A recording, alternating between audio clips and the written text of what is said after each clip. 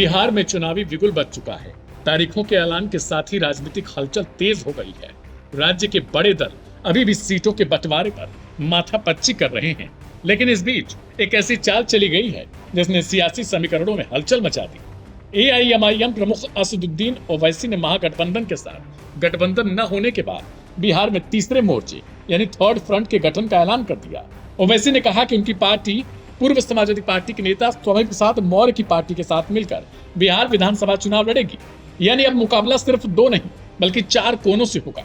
एक और बीजेपी और एनडीए गठबंधन, दूसरी ओर महागठबंधन, तीसरे मोर्चे के तौर पर मैदान में ओवैसी और मौर्य, और चौथे कोने में जनसुराज के प्रशांत किशोर भी चुनावी विसात पर उतर चुके हैं। ऐसे में यह चुनाव सिर्फ सत्ता की लड़ाई नहीं बल्कि बिहार के सामाजिक समीकरणों की भी नई परख बनने जा रहा है।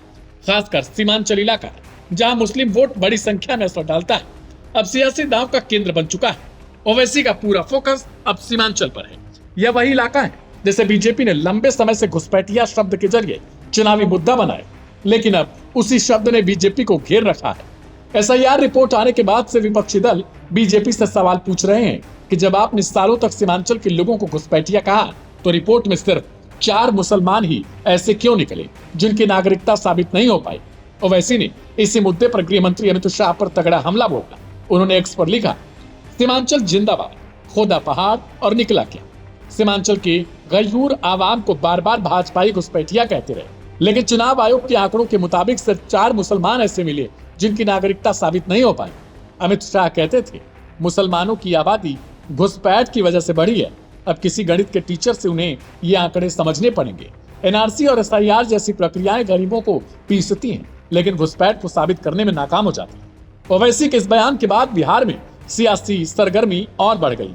एक तरफ बीजेपी अपने राष्ट्रवाद और घुसपैठिया नैरेटिव पर कायम है, वहीं ओवैसी मुस्लिम बहुल इलाकों में इसे इज्जत का सवाल बना रहे हैं। महागठबंधन में भी बेचैनी, क्योंकि सीमांचल में ओवैसी की पकड़ ने उनके पारंपरिक वोट बैंक में सेंध लगा दी। राजनीतिक विश्लेषकों का मानना है कि अगर ओवैसी मौर्य गठबंधन सीमांचल में कुछ सीटों को निकाल लेता है तो इसका सबसे बड़ा नुकसान महागठबंधन को ही होगा और अप्रत्यक्ष रूप से इसका फायदा बीजेपी को मिल सकता है। लेकिन ओवैसी के लिए सिर्फ चुनाव नहीं, एक इमेज वॉर भी। वह यह साबित करना चाहते हैं कि सीमांचल के मुसलमान घुसपैठिए नहीं बल्कि देश के बराबरी के नागरिक हैं। बिहार का चुनाव इस बार जाति, धर्म और पहचान की राजनीति के सबसे दिलचस्प संगम पर खड़ा है।